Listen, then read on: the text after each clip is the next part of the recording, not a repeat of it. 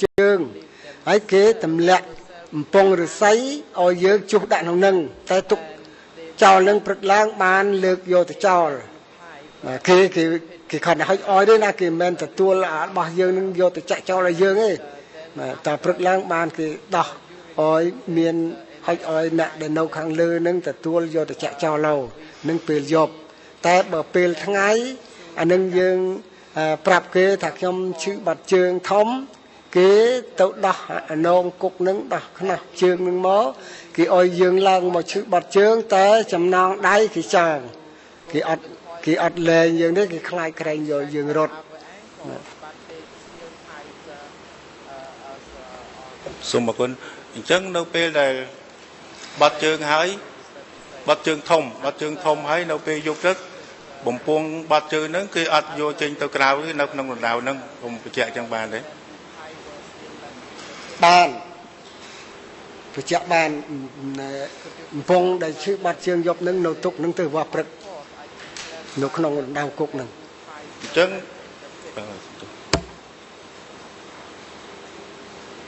จังเราเปได้ตุกพวงนักนงนั่งจังวิมีนทุ่มคลันไอ้ดักแนละตีเด้ทุ่มมือเชี่ยมพอดเลยคือทุ่มมาไปดันเธอใหม่แต่ปงนึงแม้นปงมาใส่มาใส่ที่หนามปงใส่เวจะดักปีใส่จังเต้าคือจ่อจังเต้าคือเธอได้ยังตายจังเต้าคือดักจังเต้าดังยังจุดดักเต้าคือตัวเอ็ดหนึ่งจังหนึ่งดาวกุกหนึ่งเต้าไอ้จอหนึ่งเต้าไอ้ยังก็อัดเมียนเต้าเวียไอ้ตักปลาเลยเต้พอเวเชิงสัจจขนาดอะไรหนักขลาดเดตุทอนนึงยังเขียมมือต้องด้วยท่ายังเปรียบเทียบถัดทงนยังจ้าว่าคืออัดไฟจำนองได้ยังสั่นท่านถัดทงนนะคลาก็จับเชิงก็จับได้ก็จับจังเนาะ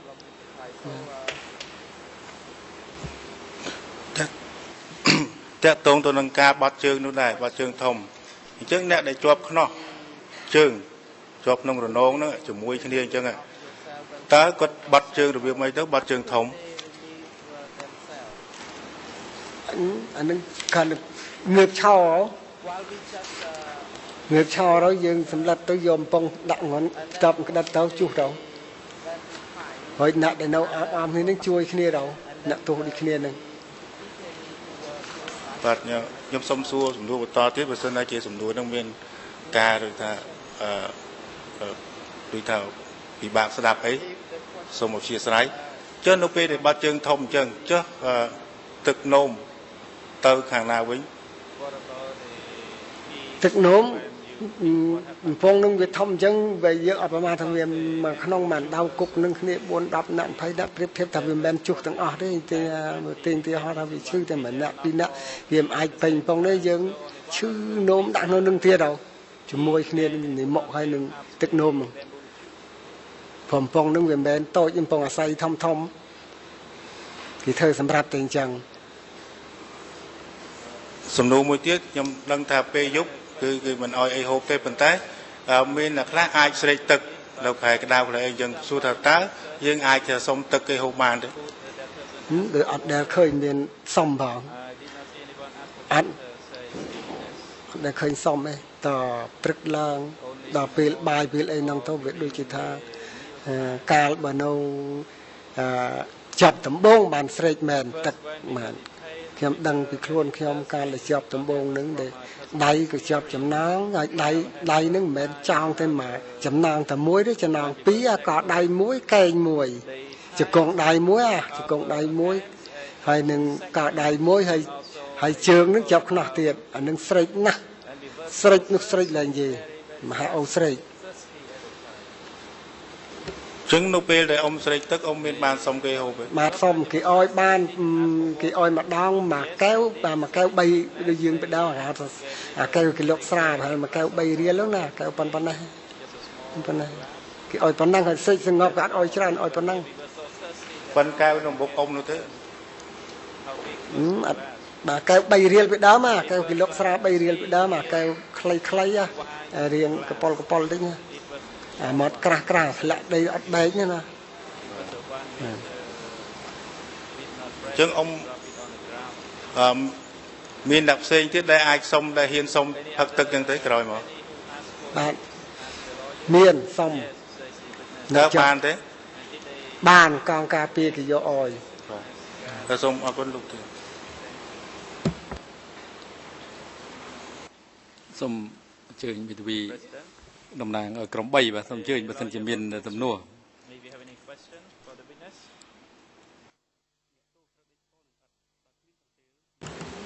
Oui, Monsieur le Président, j'aurais une seule question. លោកកាណុនលោកចៅក្រមខ្ញុំមានសំណួរតែមួយទេហើយខ្ញុំសួរដោយសង្ខេបរសៀលនេះខ្ញុំជាមេធាវីរបស់ក្រុម 3 គឺកាណុនលោកនិយាយអំពីរណ្ដៅហើយខ្ញុំចង់សួរសំណួរ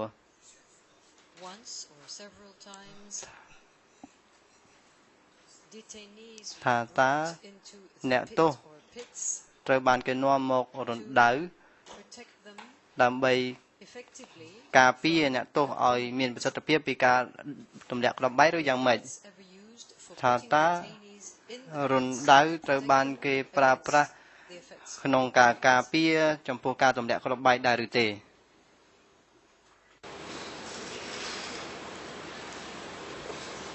rắn đau để cái đạn nặng tổ nứng cô làm nàng cái thả cà phê cặp bay cầm mình đăng tại xem bạc dơ tổ sản bạc xem mình làm tham mê này rắn đau nứng cứ sắm rắp đạn nặng tổ mà rắn đau để cái thơ sắm rắp chiro buộc hàng rồi tập được tay chân cái thơ xây mà cái men như ấy và sau này chỉ cặp bay từ lẹ trăm bé tập được rồi từ lẹ nó nông đấy cứ sắm rắp nặng tổ tại bản thân này chỉ cặp pal hai từ lẹ vinh bay thà trâu trăm ấy khả năng từ lẹ khliệt từ 5 mét đến cổ việc bạn đau cặp bay bị đâm còn đau môi sưng phân xa nó phần nắng bạn lục ngọc ở linh ba rồi trâu trăm không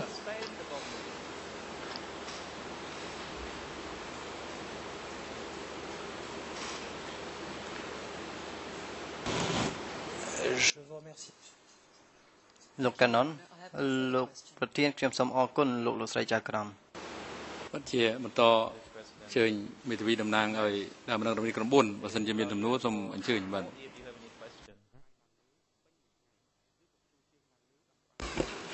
បាទសូមគោរពលោកប្រធាននិងសូមគោរពលោកចៅក្រមជាតិអន្តរជាតិនិងអង្គសវនាការទីគ្រប់ខ្ញុំសូមសំណួរសួរសំណួរត្រង់ទៅលោកអ៊ំអ៊ុចសូនមាន 4 សំណួរសូមអ៊ំមេត្តាបញ្ជាក់ឡើងវិញអ៊ំថាបានឃើញពេលមួយនោះលោកដូចបានវាយស្រីម្នាក់ហើយអ៊ំថាអ៊ំឮគាត់ថែមទាំងនិយាយថាឈ្មោះនោះជាកូនមនីវង្សកូនស្ដេចប៉ុន្តែលោកដូចថាគាត់មិនសម្លាប់ឬក៏មិនវាយកន្លែងហ្នឹងខ្ញុំស្ដាប់មិនទាន់តើនិយាយពាក្យថាសម្លាប់ខ្មាំងមិនមែនសម្លាប់កូនស្ដេចឬក៏មិនមែនវាយខ្មាំងឬមិនមែនវាយកូនស្ដេចសូមអ៊ំបញ្ជាក់បន្តិចកន្លែងហ្នឹងខ្ញុំឮគាត់និយាយតែគាត់សួរថាផងឯងឈ្មោះអីហើយខ្ញុំមិនចាំថ្ងៃកូនណាគេចាថ្ងៃកូនណាគេពុកថ្ងៃឈ្មោះអីហើយគាត់នឹងគាត់ឆ្លើយថាមនុស្សស្រីទេណាមនុស្សស្រីទេរៀងខ្មៅស្អែមថត់ហើយគាត់ថាខ្ញុំពុកខ្ញុំឈ្មោះវងហើយក៏ដូចគាត់ថាថ្ងៃបែកលាក់អញដឹងថ្ងៃកូនមនីវងហើយគាត់ថាអញ្ចឹងតែគាត់ថាលេងកំដឹងថាមែនកំដឹងទេព្រោះខ្ញុំខំស្ដាប់ឮទេគាត់ថាលេងជាមួយនាងនឹងកំដឹងគាត់ថាមែនកំដឹងហើយគាត់ថាអញណាអញមិនសម្លាប់ស្ដេចទេវើយអញសម្លាប់តែខ្មាំងទេគាត់និយាយតែប៉ុណ្ណឹងខ្ញុំក៏អត់បាននៅអីថិតទេហ្នឹងខ្ញុំដើរកិច្ចដើរចាញ់បានទេព្រោះខ្ញុំជាកិច្ចខ្ញុំអត់មានទៅចាំស្ដាប់អីគេនិយាយទេប៉ុន្តែពេលដើរទៅចាំឮនិយាយអញ្ចឹងតែតាំងបាទអរគុណបាទសំណួរទី2កន្លែងនេះវាមានការផ្ទុយគ្នាជាមួយនឹងលោកដូចបន្តិចអញ្ចឹងខ្ញុំសួរបញ្ជាក់ឡើងវិញថានៅពេលអ៊ំបានឃើញការដែលគេសម្លាប់មនុស្សម្នាក់ដែលមេធាវីមុនគាត់បានលើកឡើងនោះដោយចងនឹងបង្គោល4មុំ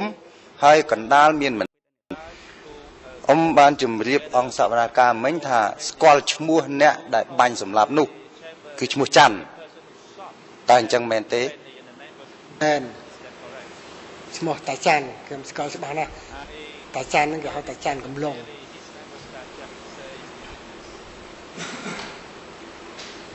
មុនពីថ្ងៃនេះបន្តិចបានថាស្គាល់ឈ្មោះច័ន្ទឈ្មោះមាសឈ្មោះប៉ុនស្គាល់ច្បាស់ទេឈ្មោះទាំង3នាក់នោះបាទស្គាល់អញ្ចឹងមិនច្រឡំគ្នាទេបាទអត់ច្រឡំទេត្រង់កន្លែងនេះខ្ញុំបាទសូមអនុញ្ញាតលោកប្រធានសួរសំណួរទៅលោកដូចអំពីគាត់បានជម្រាបថាគាត់បានចាត់តាំងមនុស្សម្នាក់សម្រាប់មែនប៉ុន្តែមិនបានប្រាប់ឈ្មោះតើដូចគ្នានឹងលោកអ៊ំសូនបានជម្រាបដែរឬទេបាទជំរាបចោតអាចឆ្លើយនឹងសំណួរនេះបានទេបើអាចសូមអញ្ជើញឆ្លើយនឹងសំណួរនេះ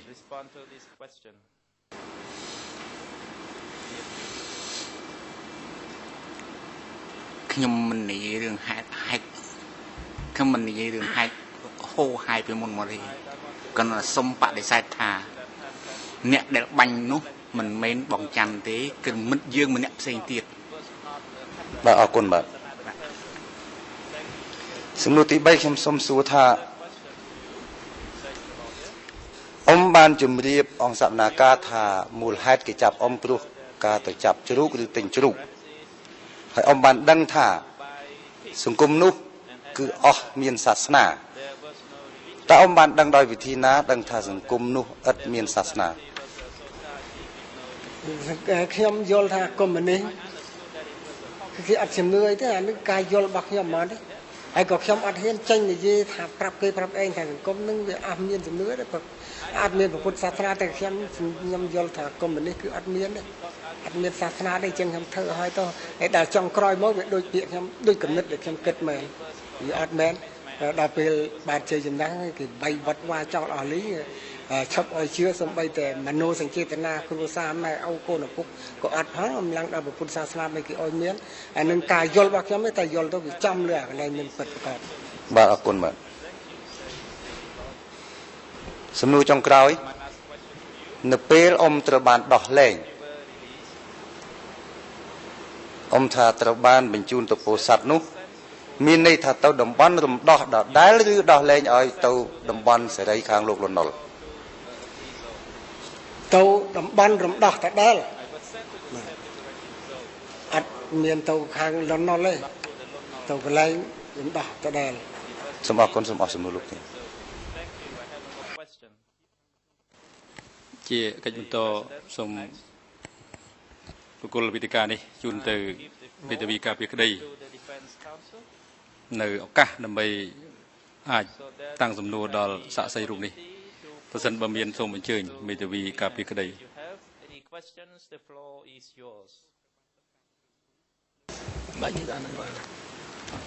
សូមអរគុណលោកប្រធានសូមលោកជាសាក្សីឆ្លើយបញ្ជាក់ម្ដងទៀតឲ្យច្បាស់ពីព្រោះពីព្រឹកមិញលោកប្រធានអង្គជំនុំជម្រះបានសួរលោកជាសាក្សីថានៅពេលនោះដែលលោកជាប់គុកនោះលោកមានឃើញក្មេងដែលថាមានចាស់មានក្មេងមានប្រុសមានស្រីនោះហើយលោកប្រធានបានសួរបញ្ជាក់ថាក្មេងមានចំនួនប្រមាណអ្នកលោកជាសាក្សីបានឆ្លើយបញ្ជាក់ជូនលោកប្រធានថា30នាក់តែអំបញ្ញមិញនេះលោកព្រះរាជអាជ្ញាសហព្រះរាជអាជ្ញាបានសួរលោកថាក្មេងមានប្រមាណអ្នកដែលទៅតាមជាមួយម្ដាយឪពុកនោះលោកឆ្លើយថាមាន10នាក់អញ្ចឹងលោកបញ្ជាក់ឲ្យច្បាស់មើលតើវា10នាក់ឬក៏30នាក់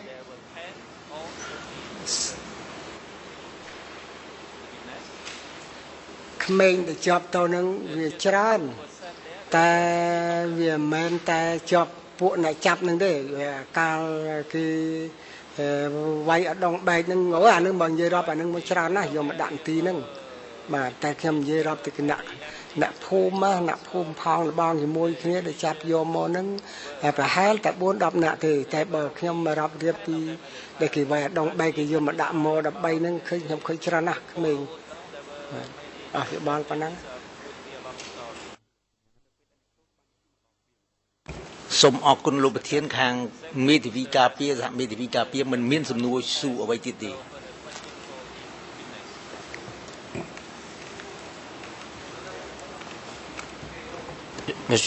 Monsieur le Président. The President, the floor is yours, Defense Counsel. Nous aurions Your Honor, លោក Roof យើងប្រហែលជាមានសំណួរមួយចំនួនដោយសារតែសាក់សីនេះគាត់មានការពិបាកចំពោះចំនួនលេខហើយចំពោះបញ្ហាផ្សេងយើងអត់មានសំណួរឬក៏បញ្ហាផ្សេងចង់លើកឡើងទេអញ្ជើញមានសំណួរអីជាក់លាក់សូមអញ្ជើញ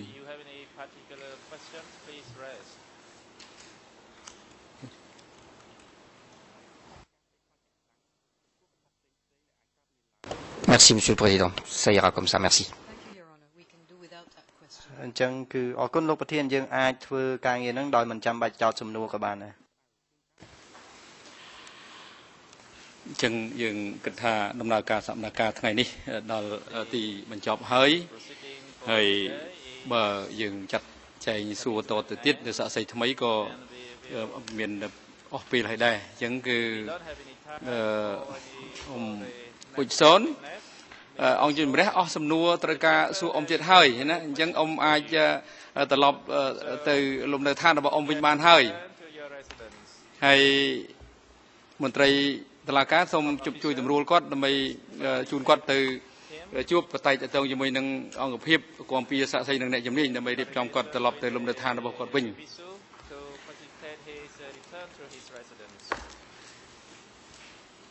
អង្គជំរះប្រកាសផ្អាកសកម្មភាពសម្រាប់ថ្ងៃនេះនៅត្រឹមនេះហើយសកម្មភាពនឹងបន្តនៅព្រឹកថ្ងៃទី20ខែមេសាឆ្នាំ2009ចាប់ពីម៉ោង9ព្រឹកទៅហើយអនុរិយមន្ត្រីឃុំឃាំងនាំជនជាប់ចោតកាំងកេអៀវត្រឡប់ទៅកាន់មន្ត្រីឃុំឃាំងវិញនិងបង្កប់ឲ្យនាំខ្លួនគាត់ត្រឡប់មកកាន់សកម្មភាពនៅថ្ងៃទី20ខែមេសាហើយបានមុនម៉ោង9ព្រឹកជាកំហិតហើយដូចគ្នាគឺសូមជម្រាបដល់អ្នកចូលរួមក្នុងកិច្ចនីតិវិធីសកម្មភាពនិងសាធារណជនដែលមានការ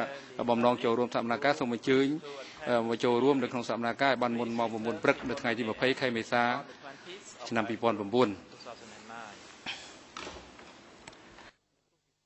សូមអនុញ្ញាតលោកប្រធានបន្តិចសូមទោសបាទតើពីថ្ងៃ20មានជារបៀបវារៈលម្អិតទៀតទេបាទវិរៈអង្គជំរះនឹងបញ្ជូននៅថ្ងៃស្អែកដោយសារការប៉ុនប៉ងថ្ងៃនេះវាការព្យាករប៉ាន់ស្មានទៅវាជាការមួយវាជួបប្រទះនឹងការកណនាពេលវេលាទៅវាខុសអញ្ចឹងហើយបានជាយើងអត់បានចេញពីមួយសមិញឬក៏ថ្ងៃនេះអញ្ចឹងយើងព្រលឹមឡើងគឺយើងចេញជូនអស់លោកឲ្យបានជ្រាបពីបញ្ហានេះហើយសូមជើញក្រោកចោ please stand up